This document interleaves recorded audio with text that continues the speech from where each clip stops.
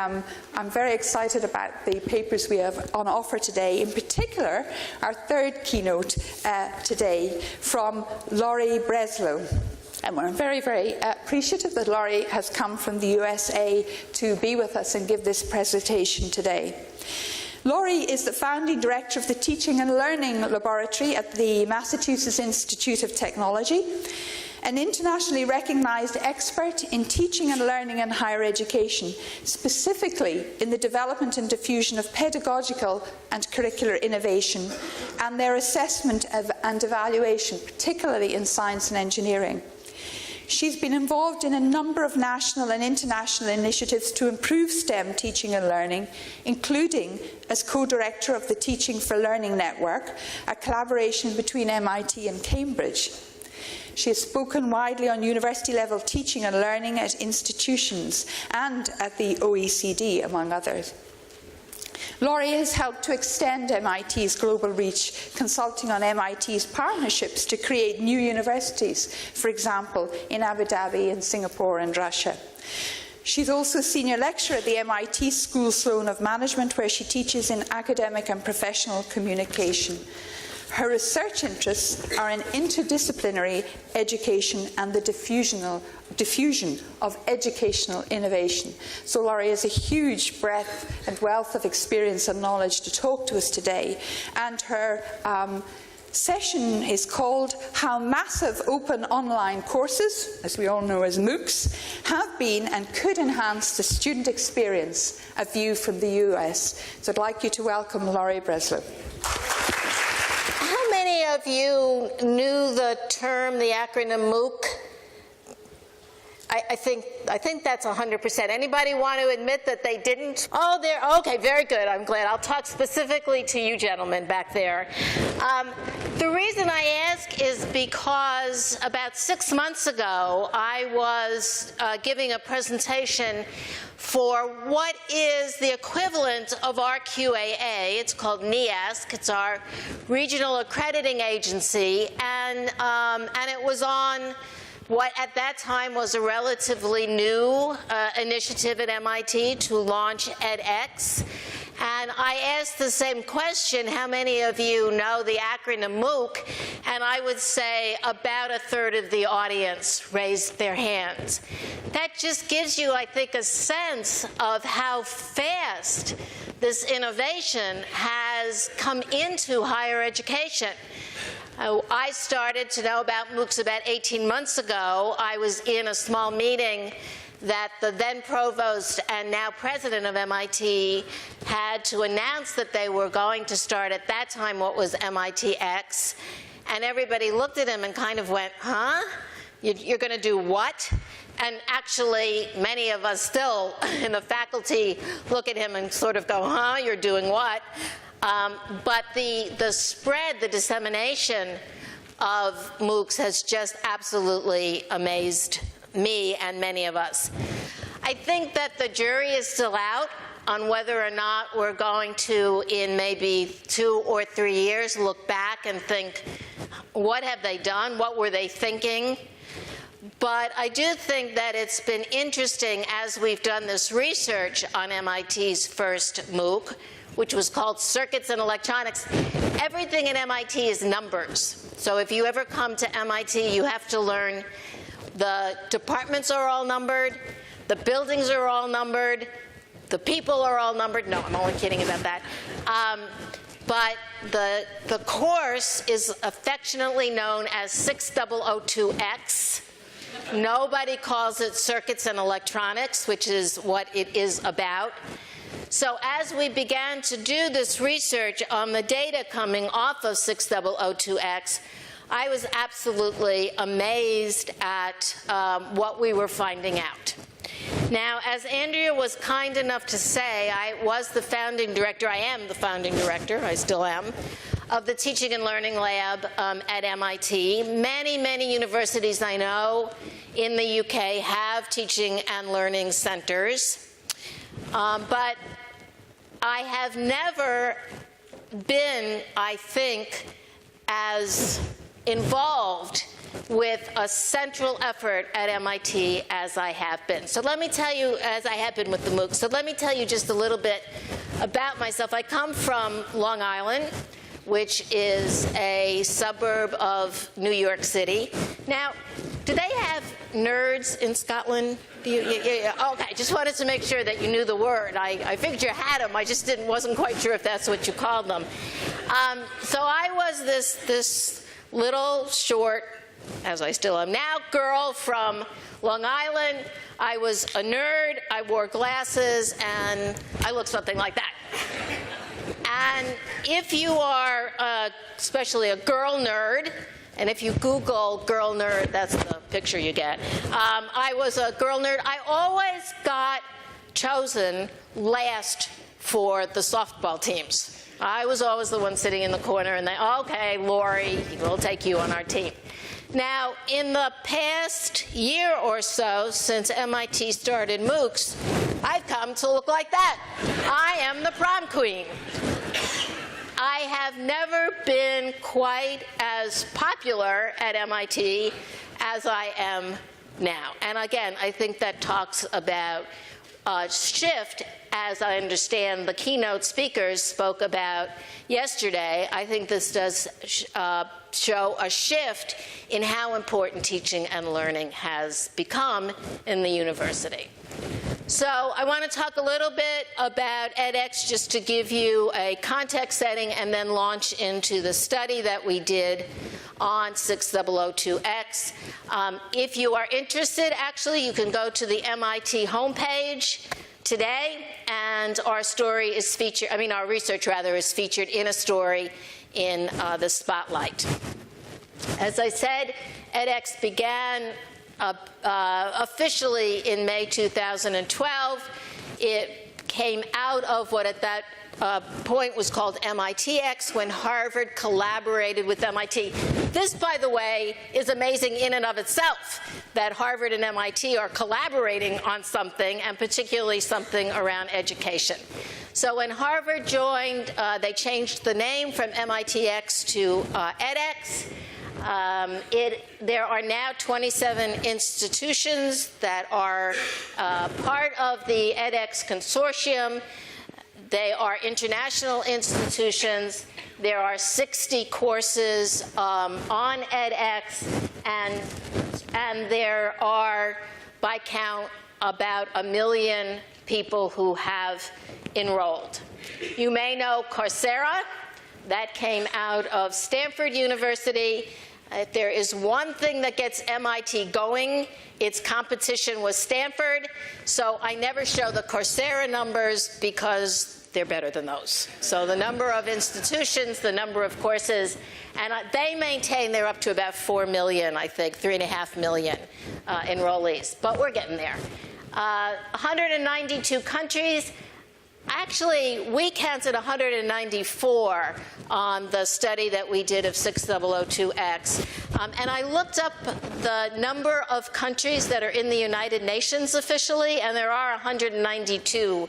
So theoretically, we've got 2 more countries than the United Nations. This is a screenshot of that first MOOC. And for any of you who are involved with distance education, I know that this is going to look fairly familiar to you.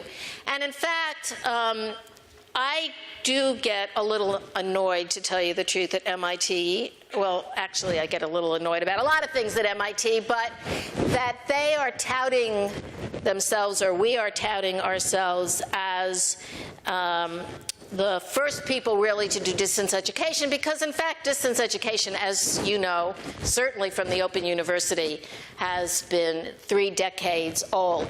What I think that edX does is it takes the platform, it takes the technology a little bit further than other open courses, online courses have done.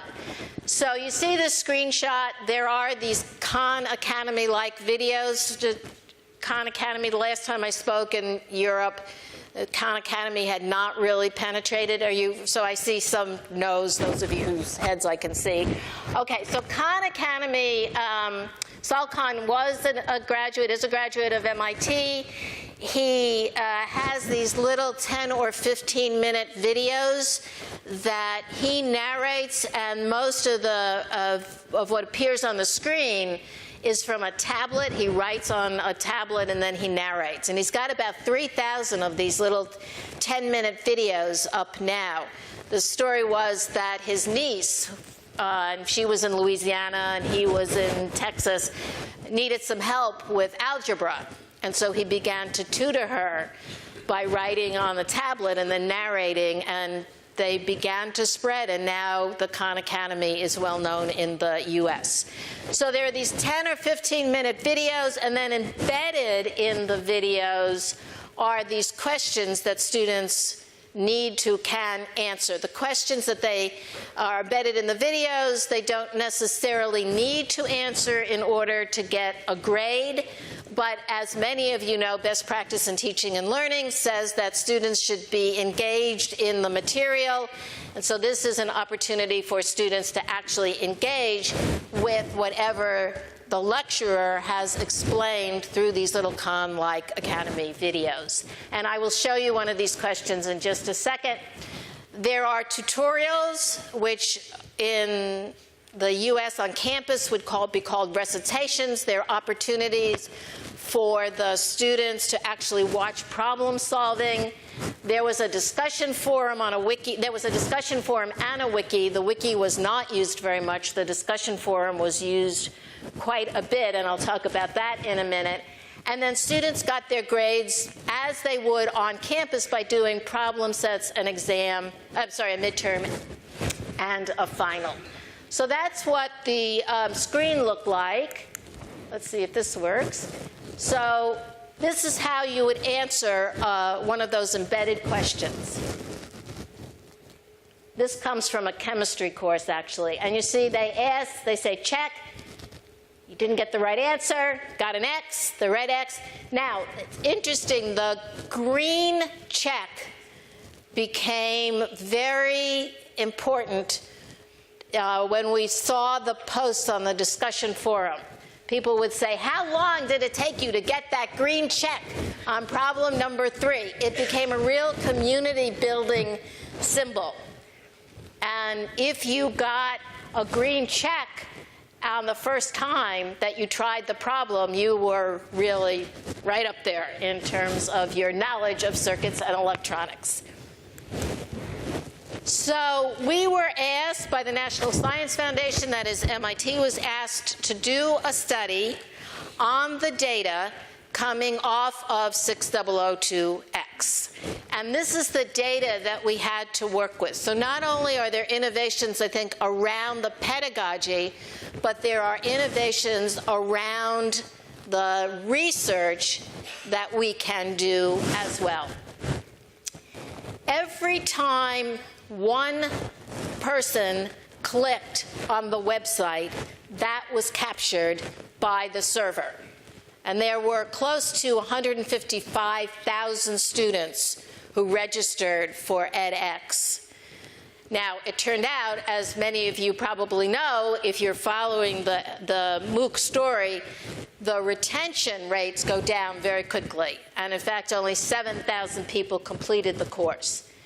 But there was about a 50% drop-off in the first week, and then there was kind of an equal drop-off every week after that.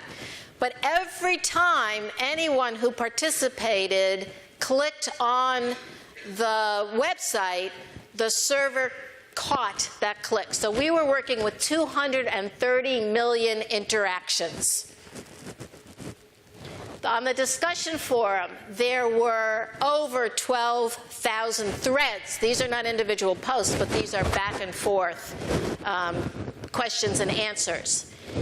There were almost 100,000 individual posts. We are in the process of doing a content analysis of those posts right now. I can't report on that because we don't know what we're going to find, but just trying to figure out how to analyze that amount of data has been a really interesting challenge. And then we got an end-of-course survey up that 7,000 people responded to. Most of those respondents were people, in fact, who earned certificates, but there were some non-certificate earners as well. And we're interested in those people. Why did you drop out of the course?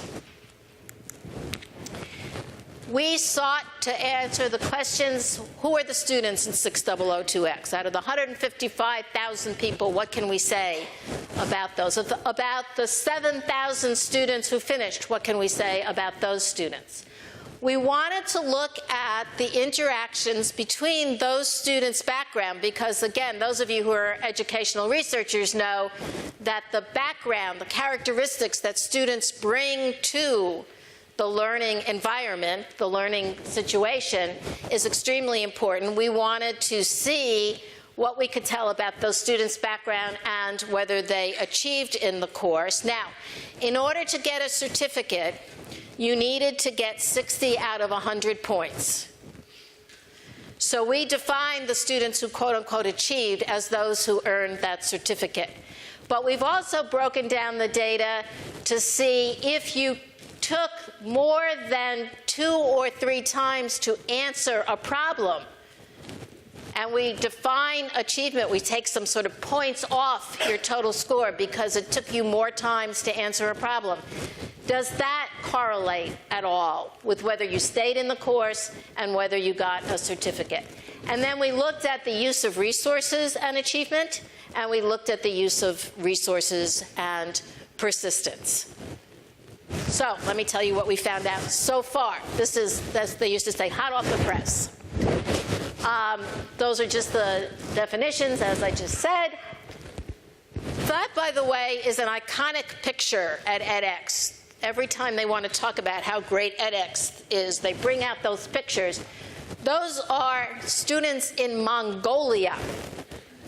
And they have obviously gotten their certificate. By the way, just so you know, the certificate is nothing more than printing out something on a printer at MIT and having some bigwig sign it. So that's all that certificate means. And that's one of the questions that the field wants to know is eventually will that certificate translate into course credit? Not so far at MIT, and that's been a huge debate. Will it translate into a job? Will the market appreciate it? That we also need to know. But those are the students in Mongolia. The young man sitting in the front row in the middle is actually an MIT alum who worked with those students.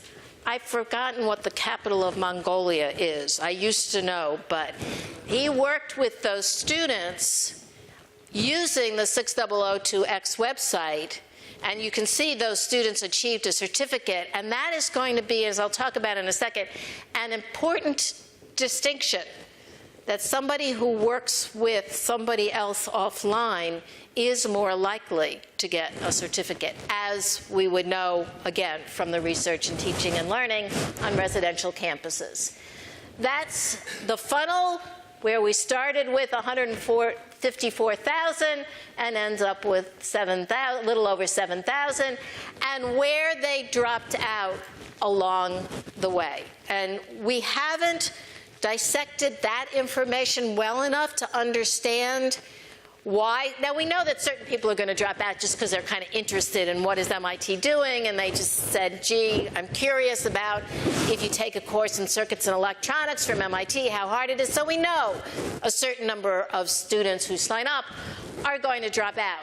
But what we're interested in is, what about those students whom we could have kept in, but they dropped out along the way? And are there ways that we can, you'll pardon the expression, engineer the platform so that we increase that percentage of students who would benefit? But right now we're looking at, for MOOCs, between 5 and 10%. 10% is high for students who remain in the course to the end. 2/3 of the registrants, they asked when you registered what language is your first language. 2/3 of the registrants spoke English, but a greater proportion of Spanish speakers finished the course than English speakers. We also know that, although it doesn't show there, that a greater number of people from Greece finished the course proportionally than English speakers.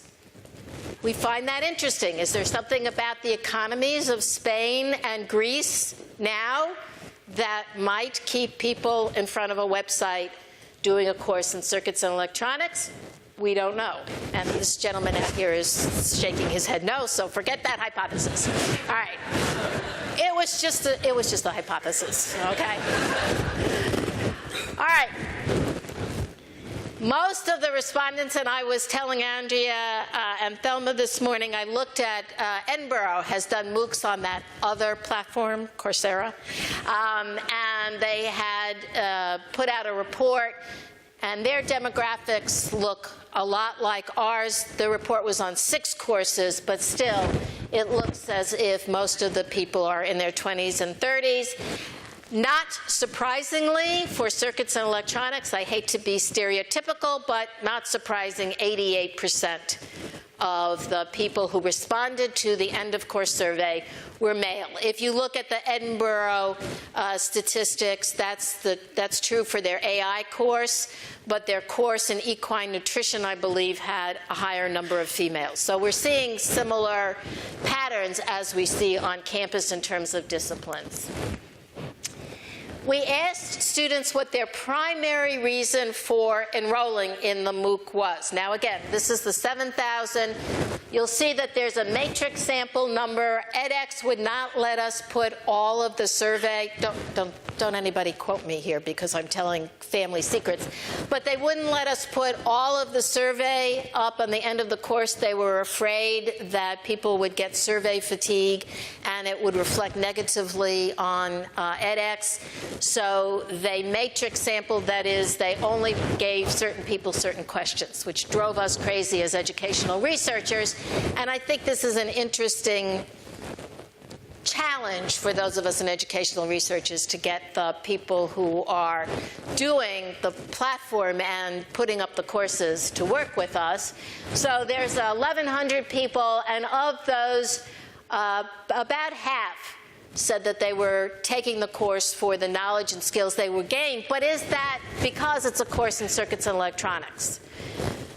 Harvard put up a course on Greek heroes. We're interested in seeing what the demographics will be in terms of the reason for enrolling. About 25% said it was for the personal challenge. And if you read the discussion posts, and I've read about 2,000 of them, a lot of them will say, I was always curious about whether or not I could hack it at MIT, and so I'm taking this course. So I think that's where the personal challenge comes in. Now, what's interesting is about 75, 3/4 of the students said that they worked completely on their own. But for the students who worked with another person and another person offline, we see significant, statistically significant differences in their achievement in the course. If you work offline with someone, you're likely, A, to finish the course, and B, to get a higher grade, if you know. What do we see about students' individual background and their achievement and their persistence? So if I had a clicker, you guys know clickers?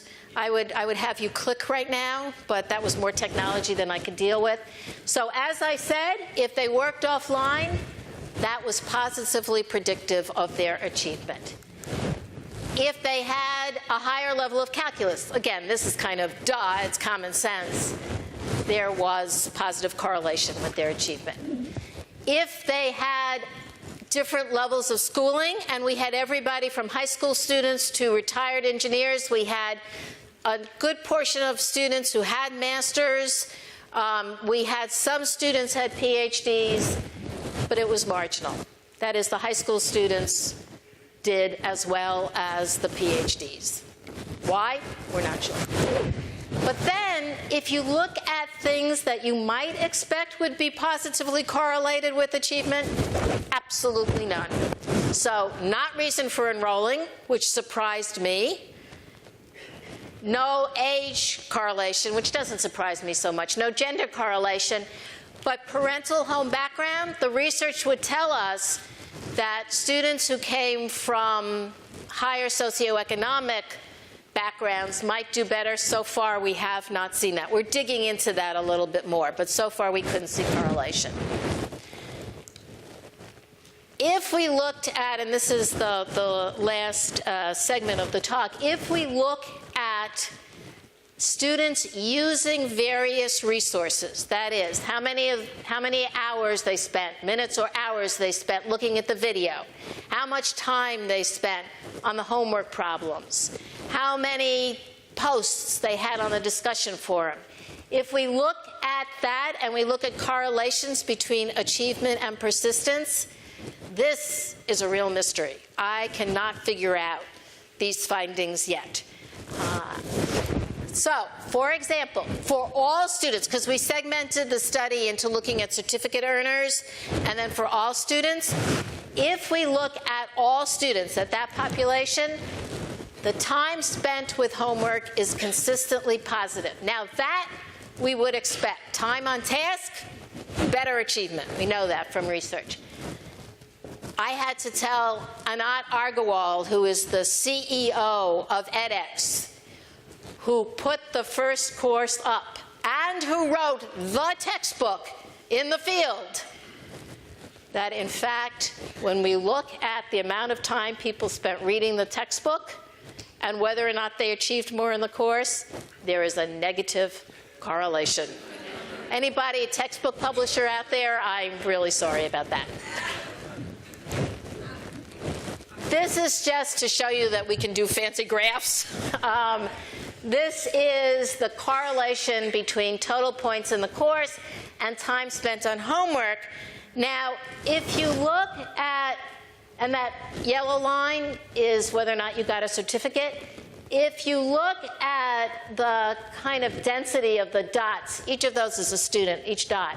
If you look at the density of the dots, you'll see that most students only spent about 15 hours on the homework.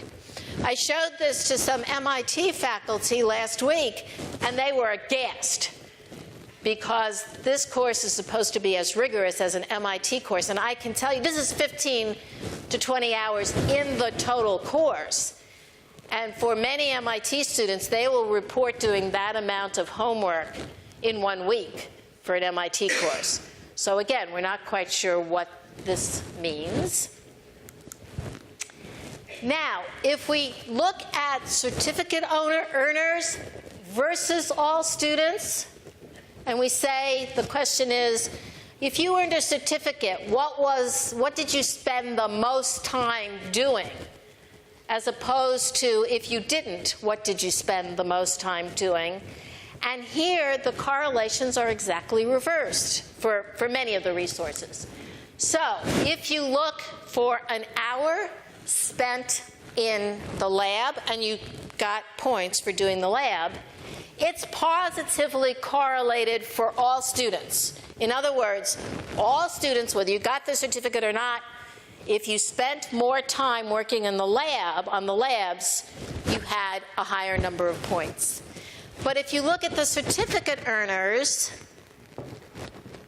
the amount of time they spent working on the lab was negatively correlated with the number of points. So does that mean for people who maybe are more inclined to be good at circuits and electronics that you don't want to spend time doing the lab? Does this mean that online labs are not very useful? Does this mean that if you don't know electronics very well, you need to get a sense of what happens with the machinery? We don't know. All we know is that this is the correlation when we crunched the numbers. And this is still something to be explored. Time spent on lecture problems, that is those embedded problems, those time spent on lecture problems, is a predictor of higher achievement, but it's also likely that you'll stop the course sooner. That is, if you work a lot on those embedded problems, you are likely to get a higher score, but do you get really frustrated? And so you say, forget it, this is more work than I planned on, and so you're likely to drop out. Now, the question for edX and for MOOCs is, what does this mean about how we want to, again, engineer the platform, and what do we want to do in terms of helping students stay in the course and get a high grade in the course? And does it mean that those are mutually exclusive? If we want students to persist, we should give them less to work on because they're likely to get frustrated?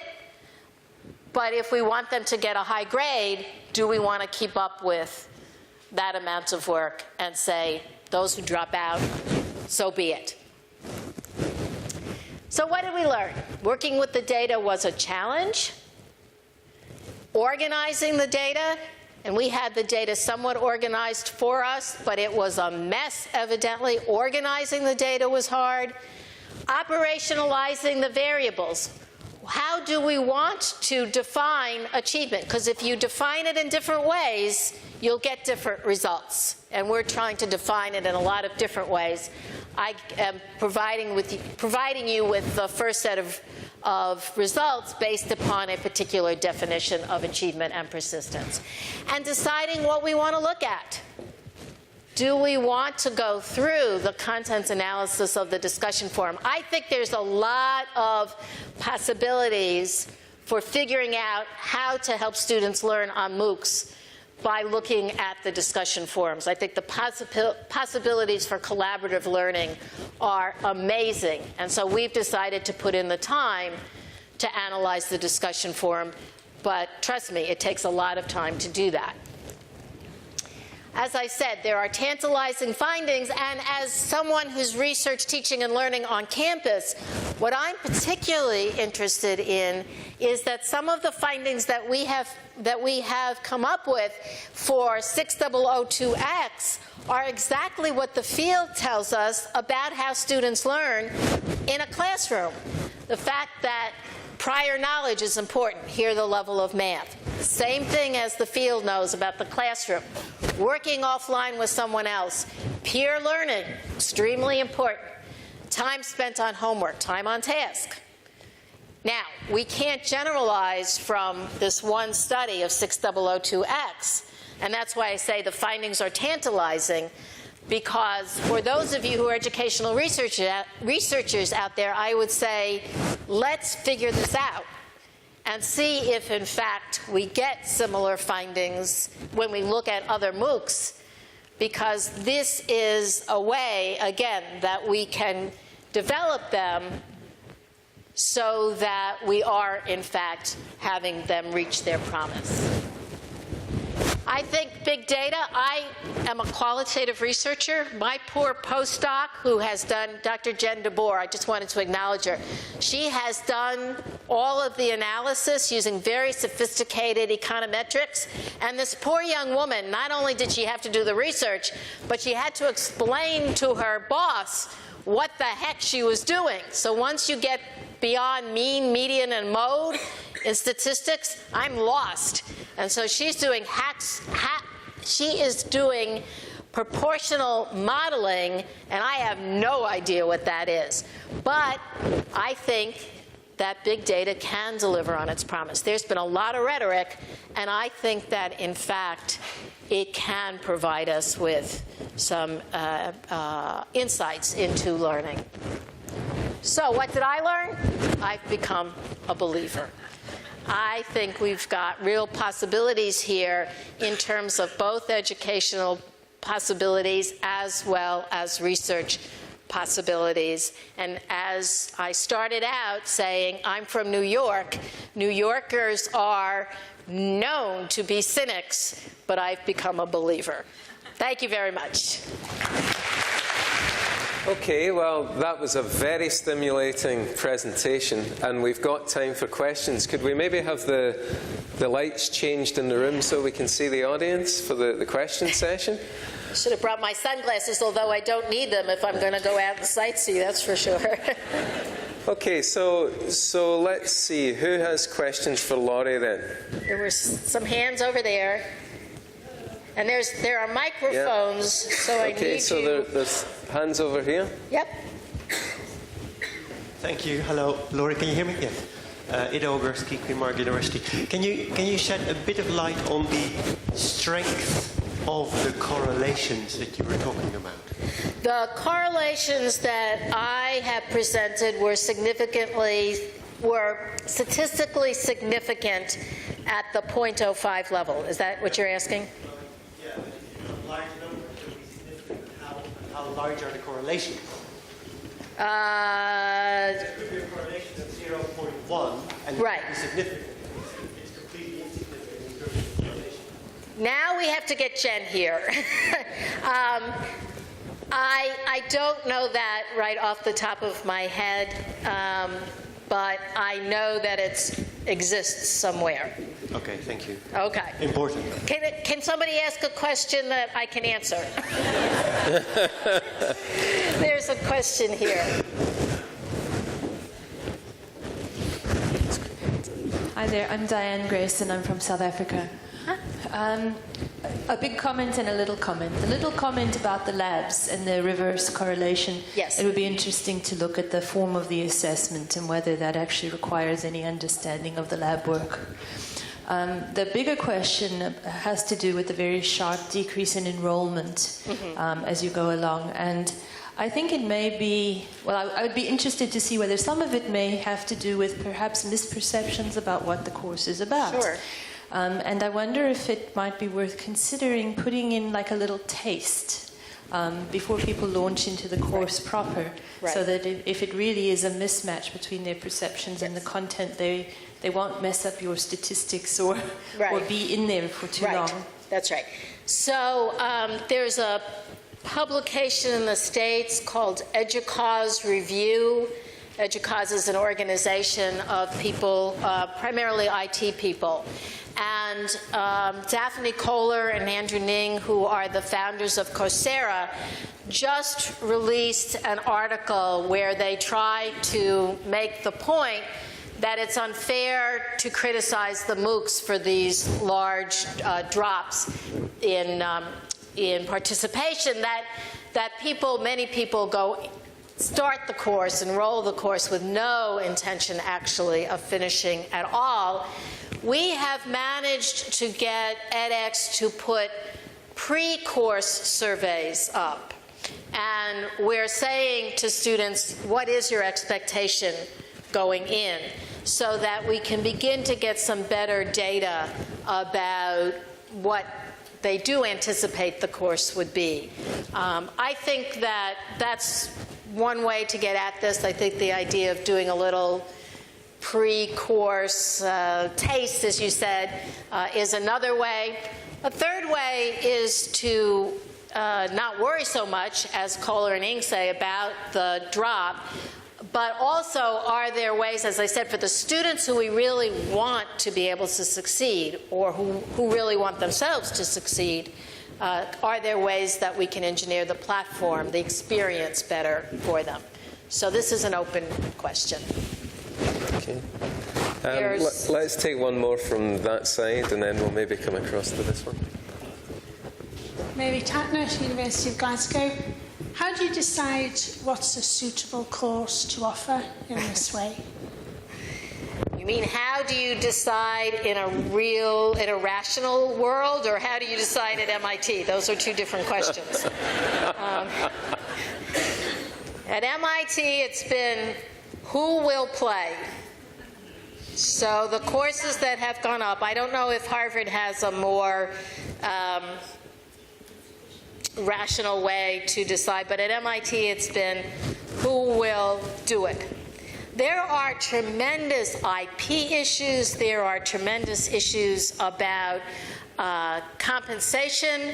So my husband is here with me in Scotland, and he's a professor of physics at MIT. He's very well known for reforming the first 2 required courses in physics, one of which is electromagnetism.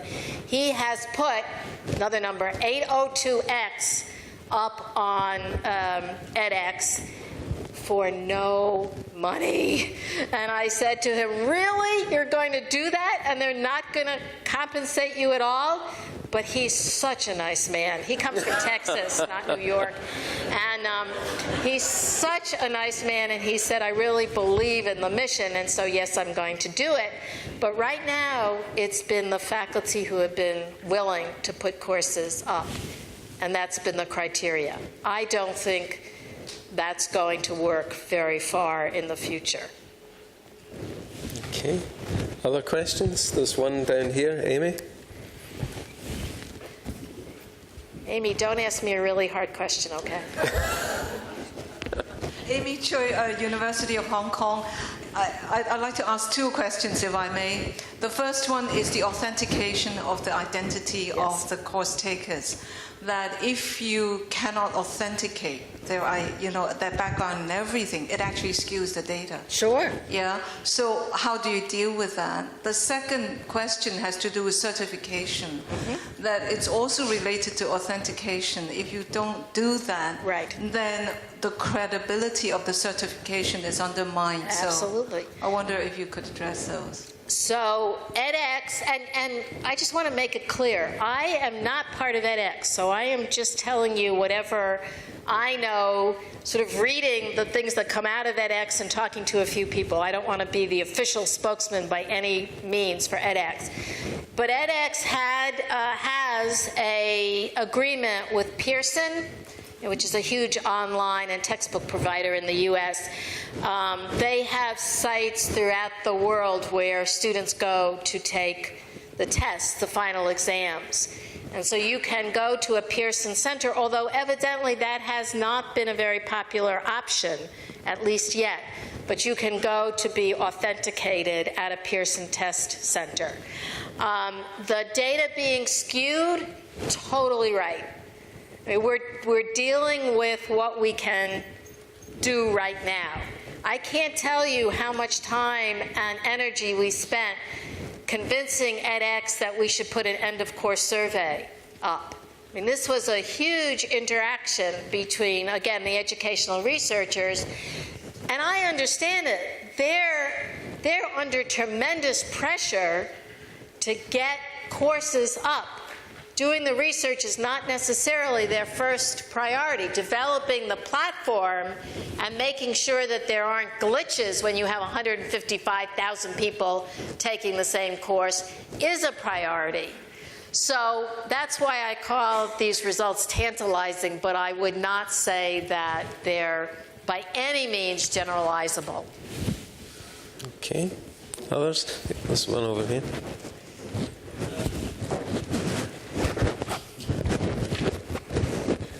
Hi, it's Murray Saunders from Lancaster University. Thank you very much for the talk, Laurie. It was great.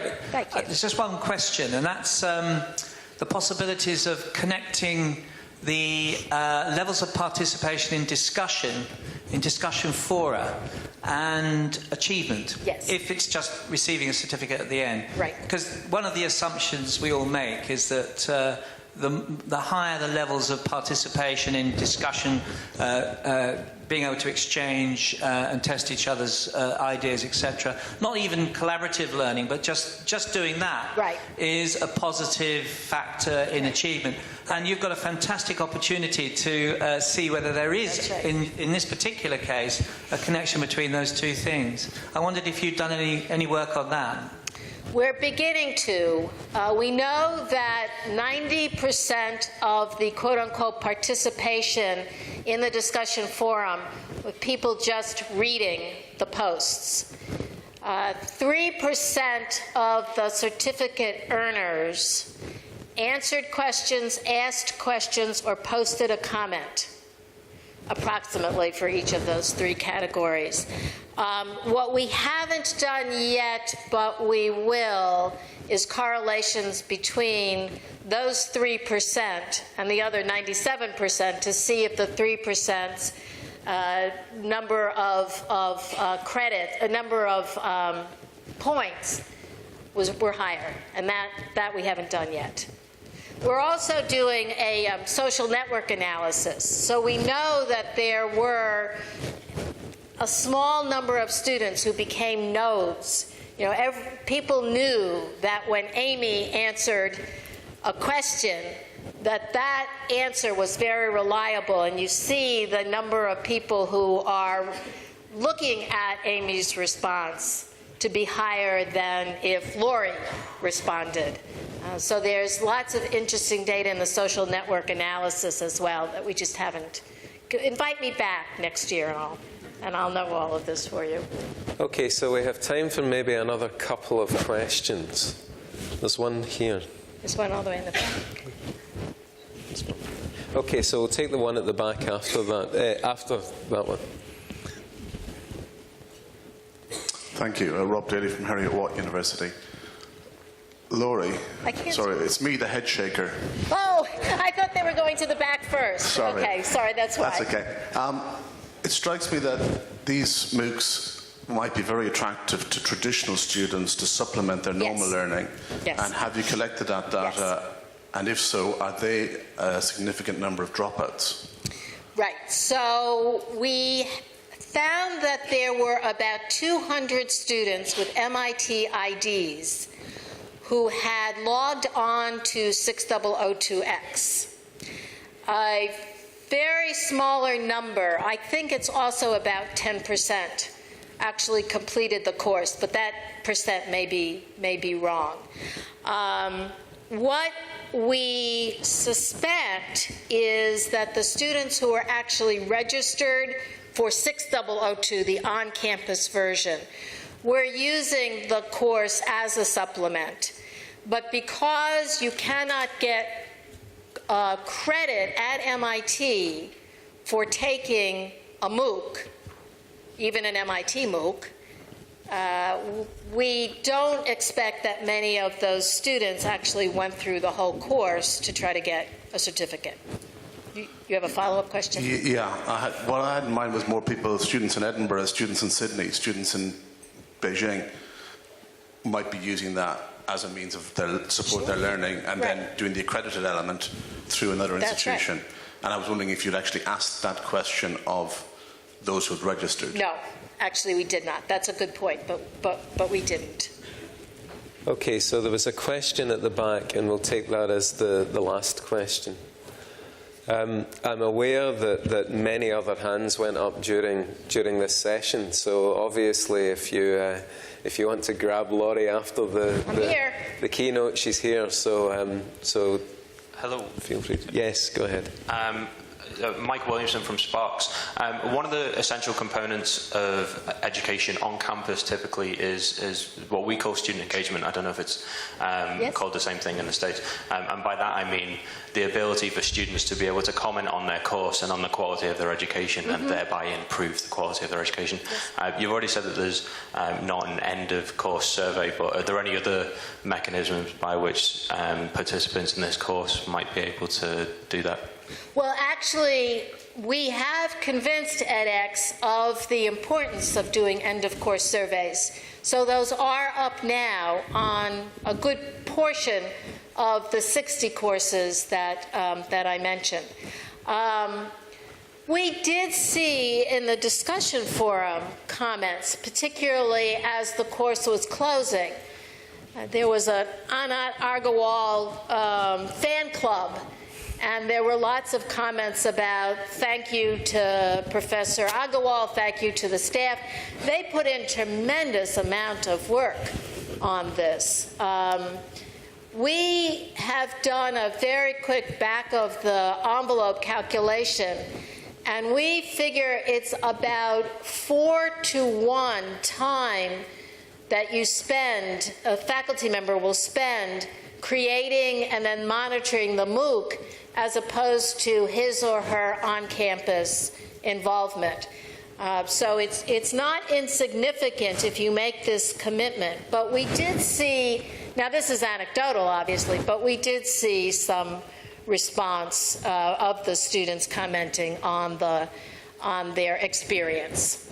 Not enough though, I think, to feed it back into the MOOC in real time, which is what I would like to see, and I think what edX would like to see eventually as well.